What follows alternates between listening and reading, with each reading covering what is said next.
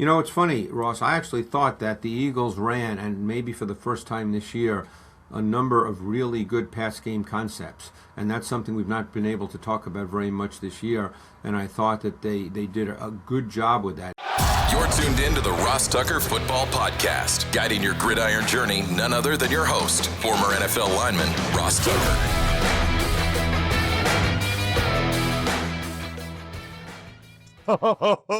Yeah, it is. But it's not just any Ross Tucker Football Podcast. It is a Finish Strong Friday presented by DraftKings. The crown is yours. Those of you that watch us on YouTube, youtube.com/Ross Tucker NFL can tell I am not home sweet home. I am in Jacksonville, Florida, which is lovely, by the way, because I will go to the Jags practice this morning and then meet with Trevor Lawrence and Liam Cohen, Josh Hines-Allen, and some other players to prepare for my game for CBS on Sunday between the Jags and the Jets. So I'm on the road for today's episode. There's a lot to get to. There's a couple of major news items. Last night's game was absolutely bananas. We have to get to that. But first, I know why a lot of you are here. You're not even here for me. You're here for the civilian GOAT. You're here for the NFL Films legend. You're here for part 2 of the great Greg Cosell. It's Big Show time. The Big Show. All right, Greg, let's start with the Eagles and the Raiders. I know you study the Eagles in great detail. Obviously, a lot of concern and consternation after their third straight loss. Your thoughts on what you saw on Monday night, Greg? You know, it's funny, Ross. I actually thought that the Eagles ran, and maybe for the first time this year, a number of really good pass game concepts. And that's something we've not been able to talk about very much this year. And I thought that they did a good job with that. Now, Jalen Hurts is the kind of quarterback that's always going to miss some things. That's just who he is. And that's probably not going to change at this point in his career. But I thought he made some good throws in this game. I thought they ran some good concepts. I'm anxious to see how they build upon it. You know, they're playing a team this week with the Raiders where they should be able to do that. The Raiders are obviously not a very good team when it comes to personnel on the defensive side of the ball. So I'm very anxious to see. Obviously, through 4 interceptions, I've always been a believer, as you know, that you have to look at each interception individually. You can't just look at a number on a page and say it was a bad game. We don't have time to go through all 4 individually. But, what I try to do when I look at an interception, Ross, is try to see it from the quarterback's perspective and understand what he saw and why he threw it. So that's the way I do it. But I thought overall, believe it or not, I thought there were some positive signs in what I saw from a route concept and route combination perspective. Greg, I couldn't agree more. You know, everybody's like all up in arms. My point was, they had all those penalties. Jake Elliott missed a field goal. A.J. Brown had 2 or 3 drops. Hurts had 5 turnovers. If they had one less of any of those, they win the game. And that's kind of impressive to win a game when you have that many other mistakes, And actually, I thought in the first half, they ran the ball the best they have all season. Because it wasn't just one run. Like, obviously, against the Giants in that second game, Barkley had the long touchdown on the second play of the game. But I thought in terms of sustaining consistency, 5+, 10+ yard runs in the first half, I thought they ran the ball against a good defense as well as they have all season. Barkley had 13 for 69. The way the game played out in the second half was a very odd game, Ross. It seemed like the Chargers had the ball all the time. And you know how it is when you're an offensive coordinator. You've probably been in that situation as a player where when the other team has the ball and the game's getting closer and closer to the end, it just feels like, hey, we can't run the ball. We have to try to make plays. And most coordinators, when they think about we have to make plays, they think pass game, not run game.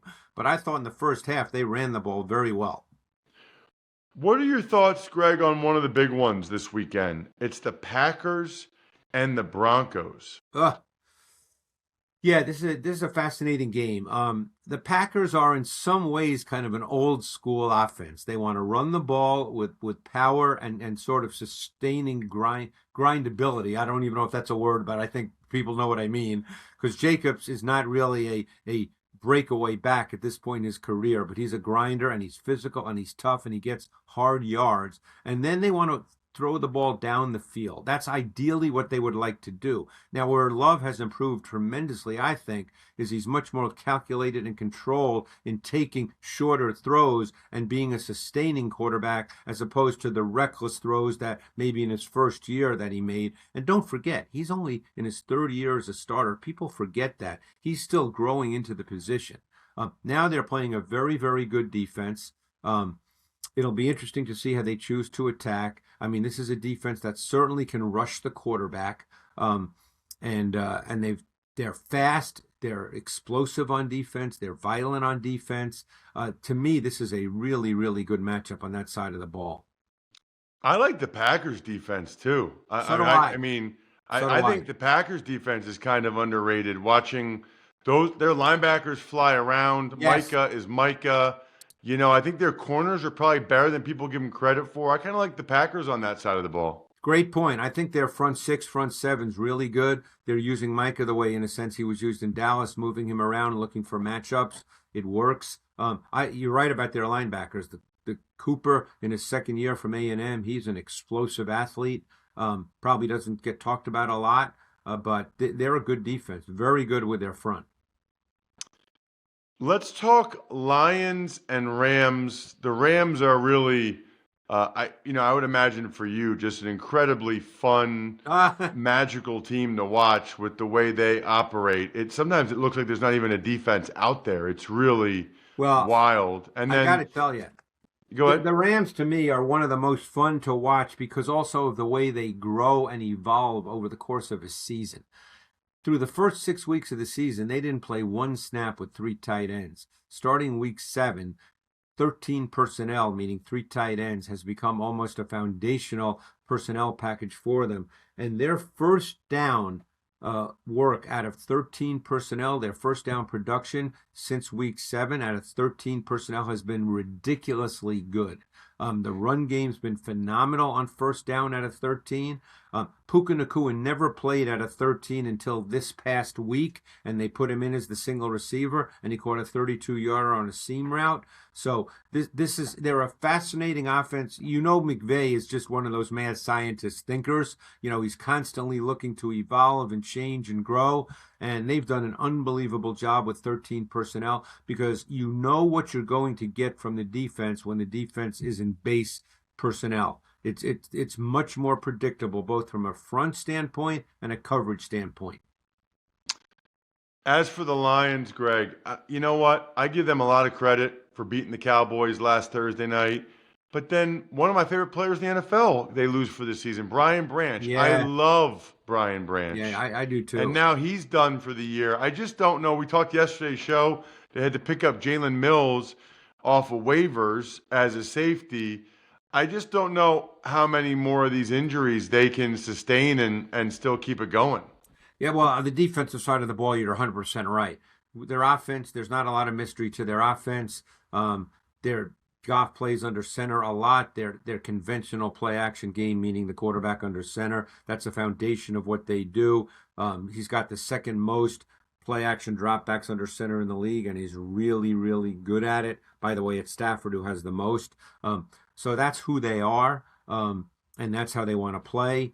We know that with the concepts in their pass game, that Goff's going to work the middle of the field. The key in this game, to me, is going to be the pass rush. If the Rams can rush with 4 and speed up Goff, it's not so much sacking him. That would be great for them, obviously.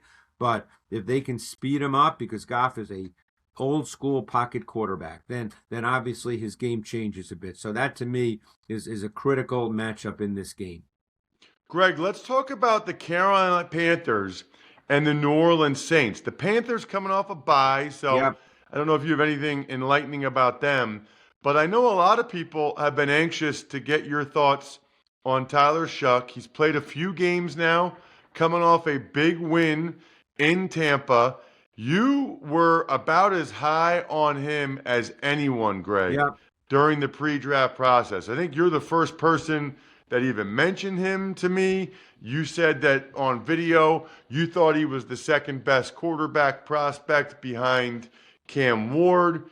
And man, that was pretty impressive what he did against the Bucks. They've won a couple games now with Shuck, and he can run. I think he surprised the Yeah. Bucks maybe with how well he can run. Well, full disclosure, Louis Riddick, who is in our building every week here at NFL Films, does college games. And last year, maybe in November or so, he was in our building, and I always ask him, hey, who should I be looking at? And he said, you got to look at Tyler Shuck. So he's the one who told me that, to look at Shuck. But then when I looked at him, I really liked his college tape. And what I said was that I thought his tape was the second best tape after Cam Ward. So obviously he got drafted in the second round. He's a big kid with a really good arm. He moves exceptionally well. I still think he's going through the process of learning how to play in the NFL. There's times he's indecisive. There's times he checks it down when there are throws to be made at the more intermediate levels. But as long as he doesn't turn it over, you can live with that as he grows into the position. But he's big, he's physical, he's got an arm, and he's got movement. So I like the traits he brings to the table. He just needs more and more reps. Well, he's getting them, and this will be interesting for the Saints. He's got 4 more starts to see if, he is the guy that they want to roll with going into next year at that position. Certainly feels like it's kind of trending that way, but still a lot of football to be left to play, I should say, for sure, especially, some of these games against a good Carolina Panthers defense will be a test for him.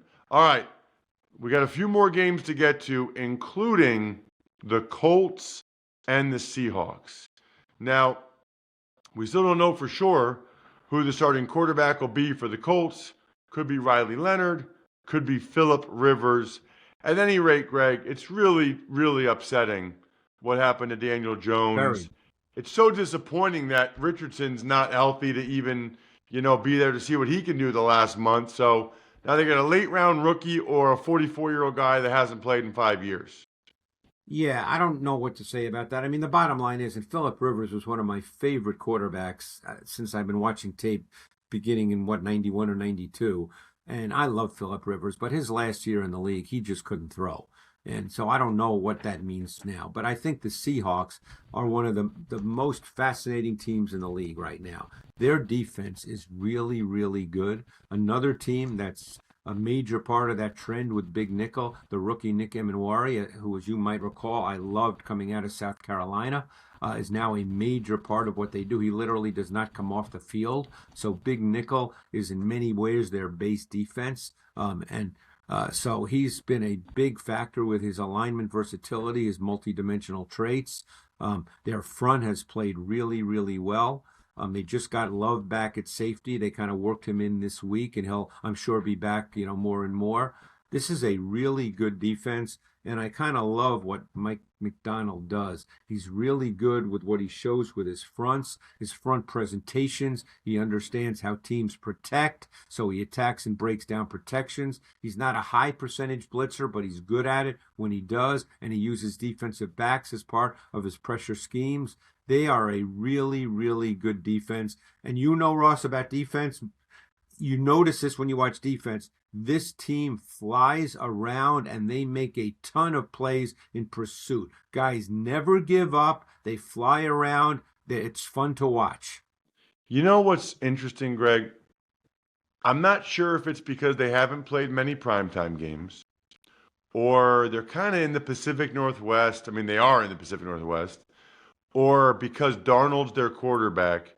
But I still find it fascinating how many people have no idea how good the Seahawks are. The Seahawks are awesome. And a lot of people have they don't, it's like they don't even know what their record is. It's crazy.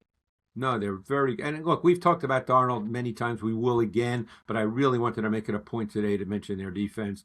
I would bet that not many people can name, 3 or 4 of their defensive players. I think you're right. I mean, I like their D-line. They got a bunch of guys on the D-line. Well, Murphy has come on this year in his second year. Devin Witherspoon he's a tone setter. He's a swagger player. I mean, he plays outside in their base, inside in their nickel and dime. He's a fun player. when I watch him, the guy that jumps out to me is it's like DeMarcus Lawrence found the fountain of youth. Great point. He's been phenomenal. And he lines up inside, outside, depending on what they choose to do. They're just a really good defense. Greg, let's talk Vikings and Cowboys.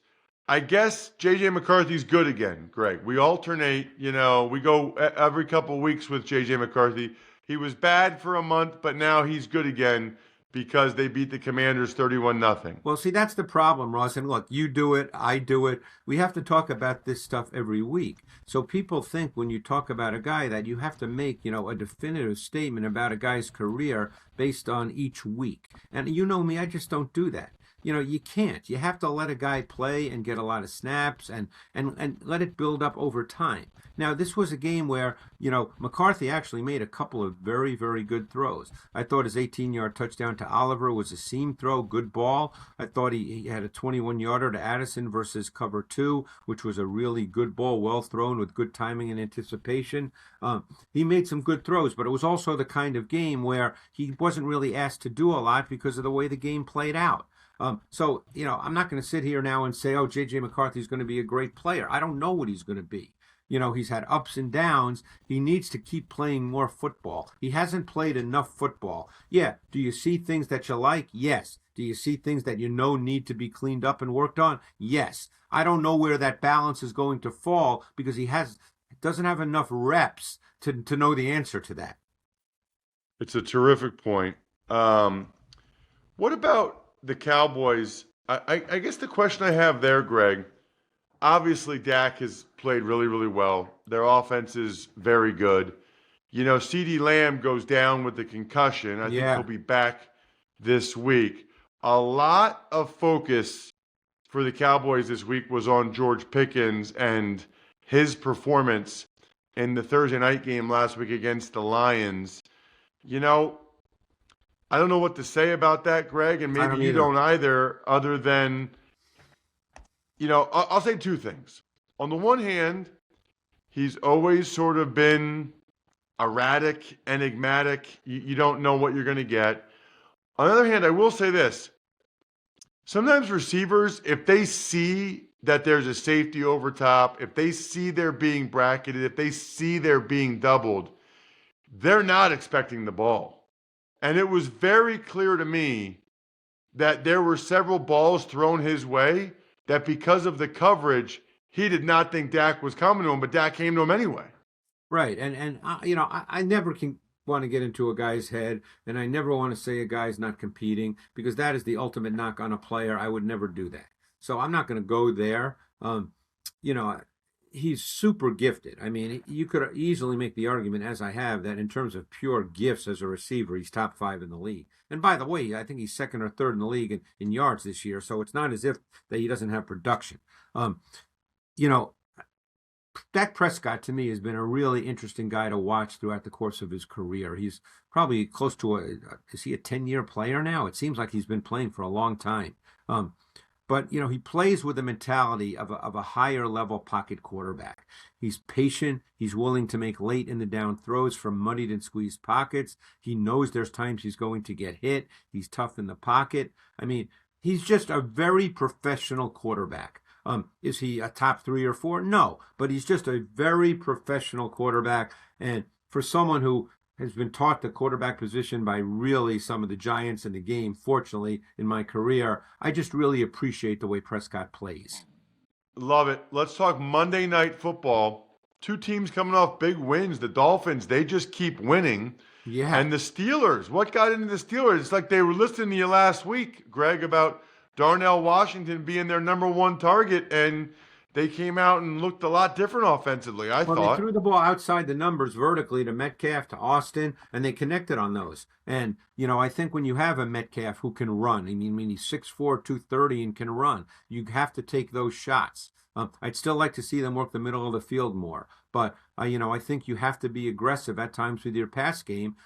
And by the way, Austin can run too. He's not a big time receiver, by NFL standards, but he can run. Because I remember evaluating him coming out of college. I think it was Memphis, and he can run. He was a track guy. So I think you have to at least take those shots in the course of a game. And they're not going to work every single week, but you've got to do that. And they worked this week. The Dolphins, they won 4 in a row. I don't know if they're even still in the playoff hunt. I don't know that. I don't study that each and every week, like what the percentage is for each team to make the playoffs. But I tell you what, their run game has been phenomenal. A-Chain, say what you want about Mike McDaniel. We're not there, so we don't know whether he's a good head coach, whatever. The point is, when it comes to the run game, you talk to anybody in the league, as I'm sure you have, he's a run game savant. The way he builds the run game is phenomenal, and it's constantly evolving. And by the way, don't sleep on their defense. It does not have big-name players, but they've played very well over the last month. It's a terrific point. They were horrendous earlier in the year. Yeah. And Anthony Weaver, their D coordinator, the former D tackle, I played against him a couple of times when he was in Baltimore.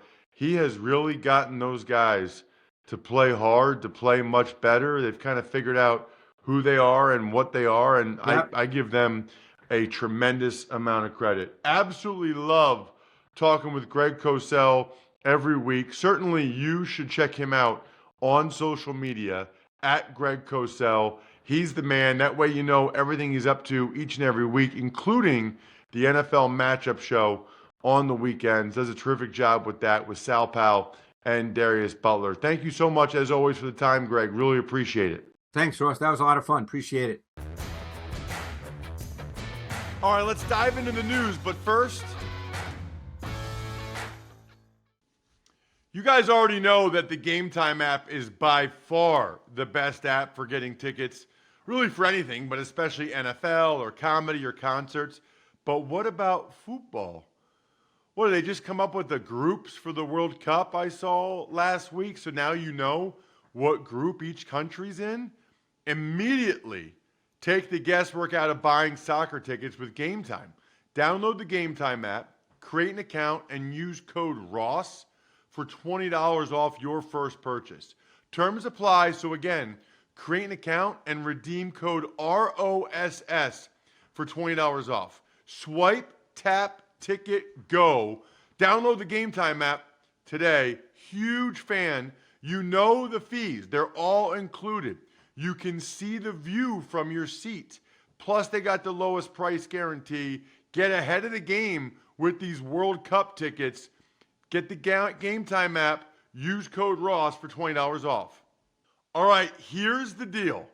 Game day is everything. And that's why it's important that your fit matches the occasion. Starting in early December, that's now, Smirnoff is giving fans 21 or older a chance to claim limited edition Smirnoff commissioned merchandise from top creators like Kayla Jones, Gavin Matthew, and Alayli May. The best part, one fan will win the grand prize.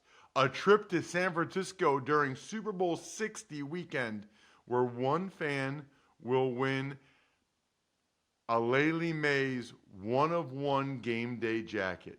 The merch will be dropped on select dates from December to January 21st, and it's all courtesy of what brand? Smirnoff. Tuck's Takes. All right, Ross. Archbishop Wood alum Kyle Pitts, he had himself a day. 3 touchdowns, 166 yards, and a 29-28 win over the Buccaneers for the Falcons. Jack, you stole my thunder. I was going to mention that Kyle Pitts went to Archbishop Wood. This is incredible timing, by the way, for Kyle Pitts to have that good of a game. Not just because he is going to be a free agent and might have made himself a lot of money last night, but also because Jack coaches at Archbishop Wood, which is a Catholic school in suburban Philadelphia, and tomorrow's Saturday sit-down is another Archbishop Wood tight end. It was fate. Colin Thompson, who sort of started the whole legendary run at Archbishop Wood with all the state championships, went to Florida and played in the NFL. He's coaching at the Naval Academy. He's going to be tomorrow's Saturday sit-down to talk about the Army-Navy game before that game is played tomorrow night, or tomorrow. So absolutely phenomenal timing for Kyle Pitts. That game was ludicrous. And I'm not just saying that because Ludacris is from Atlanta. The game was actually ludicrous. I have no idea how the Falcons won that game. The Falcons had, how many was it? 19 accepted penalties. 19 accepted penalties, and they won the game. They had 13 penalties in the first 37 minutes, and it was every time they did something good. Every time they would sack Baker Mayfield, no, you had a holding penalty on A.J. Terrell. Anytime they would have a good offensive play to Bijan Robinson, no, you had this. I cannot believe they came back to win that game. I mean, Darnell Mooney had a fumble. David Sills had a drop. But they just kept playing. Give them a lot of credit. You know, Kirk Cousins and the Falcons, they just kept playing. Cousins had a huge night. I don't know what it is for him against the Bucs, but he lights them up. 373 yards, 3 touchdowns. They're still down by 14 points with less than 10 minutes remaining. They score 2 touchdowns, miss both 2-point conversions, and still win the game because the Bucs then started to make all kinds of mistakes on their end. Baker Mayfield had a critical interception. The Falcons end up getting the win, which is unbelievably massive for the Carolina Panthers as those teams are battling for the NFC South title. Just a wild game. If you didn't check it out, check out the highlights from that game last night. That was crazy. Some major news out of Pittsburgh. Star pass rusher TJ Watt, he's been hospitalized after receiving treatment at the Steelers facility. So this is really scary, and we're waiting for more information to come out, but it sounds like he went to the hospital Wednesday, and he's still there, and I've seen Dr. Chow. You know, we didn't get this information until last night, so I couldn't ask Dr. Chow about it on yesterday's Even Money podcast, but there's several possibilities of what could be going on. None of them really sound all that great. You know, we'll wait for more information. But for right now, scary situation. Thinking about TJ Watt. Hope everything's okay. And some other news includes the Ravens. They give defensive tackle Travis Jones a 3-year, $40 million contract in Michigan. They fire their head coach Sharon Moore with cause. We don't talk much about college football, but there could be an NFL coach that ends up getting that job at Michigan. That's a very distinct possibility. And congrats to Travis Jones. He and Mark Andrews both getting contracts recently. Other than that, I think we're done here. Don't go anywhere. Got to pay some bills real quick. You know where you guys should go for Christmas shopping, by the way? Rewards.labattusa.com. You know how you do the shopping? You buy beer, and then you get gear at rewards.labattusa.com. Listen, there's some unbelievable games this week. For all my Buffalo folks, that game in New England, massive. I love it. I also love this buy beer, get gear program from Labatt. Just buy beer, which you would do anyway, upload the photo of your receipt, and you'll get exclusive merch. You won't realize what your life was like before you had the cooler backpack. It's a life changer. Buy beer, get gear, rewards.labattusa.com. Thanks for tuning in to the Ross Tucker Football Podcast. Make sure to also check out Even Money, Fantasy Feast, and College Draft, all on the DraftKings Network on Samsung TV Plus, YouTube, or subscribe to the podcast on your favorite platform. Shout out to myfrontpagestory.com. Tell you guys all the time, it is the best holiday gift. We're less than 2 weeks away from Christmas now. Myfrontpagestory.com, myfrontpagestory.com, backofficescheduler.com, humanheadnyc.com, Sporticulture, Pizza Boy Brewing.